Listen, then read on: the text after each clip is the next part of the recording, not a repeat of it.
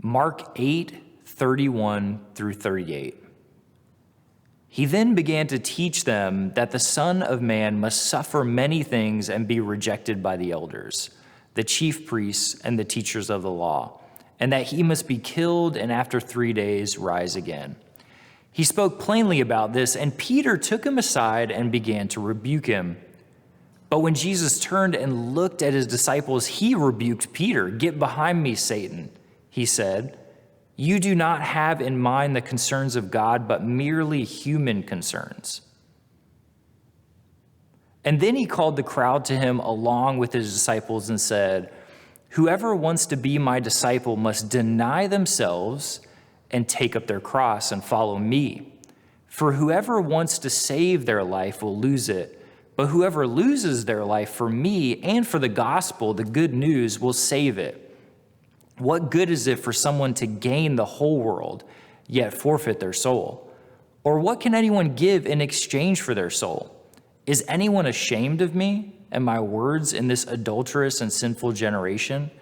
The Son of Man will be ashamed of them when he comes to his Father's glory with the holy angels."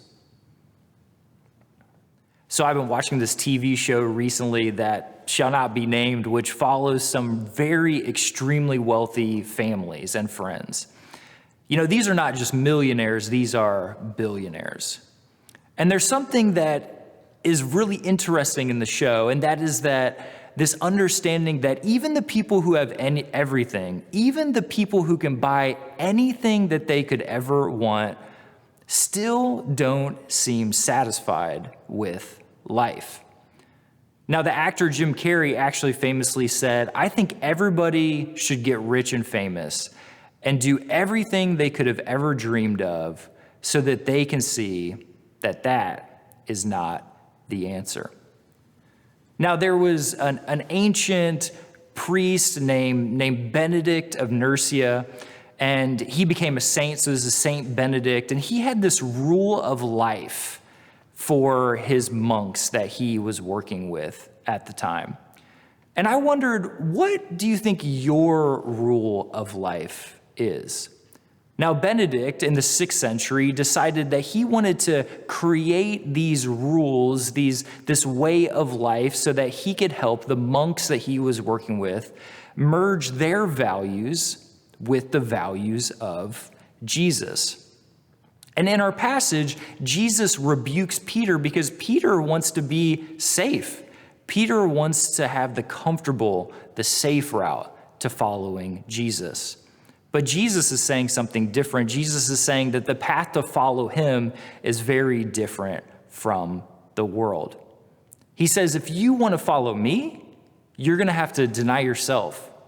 You're going to have to take up your own cross. You're going to have to lose your life for me. Now, I don't know about you, but I don't always live that way. I end up living a life of self-interest instead of selflessness. My rules of life, or the way that I'm living, conflict with Jesus's rule for my life. Now, recently I was asked to create a self-portrait of myself. And I had this photo that I had taken of myself, and I had this necklace on in the photo. And it is a Franciscan towel, which was given to me by a Franciscan monk. And I remember that one of the knots on this necklace represented a vow of obedience. Now, I've always kept that necklace as a way to remind myself that the way that I am living does not always meet with the way that God is asking me to live.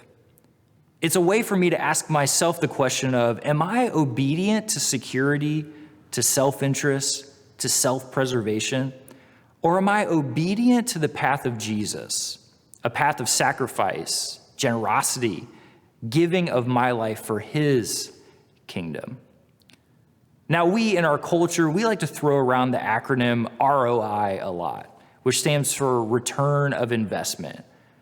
So I've been thinking recently, what's the ROI of the soul? What's the return on investment for your soul? Now, following Jesus is never easy, but when you follow the way of the cross and invest in God's kingdom, somehow we get a huge return of investment on our souls. And that's the type of ROI Jesus is talking about. His road, his path might not be easy, but it is always so worth it. Amen.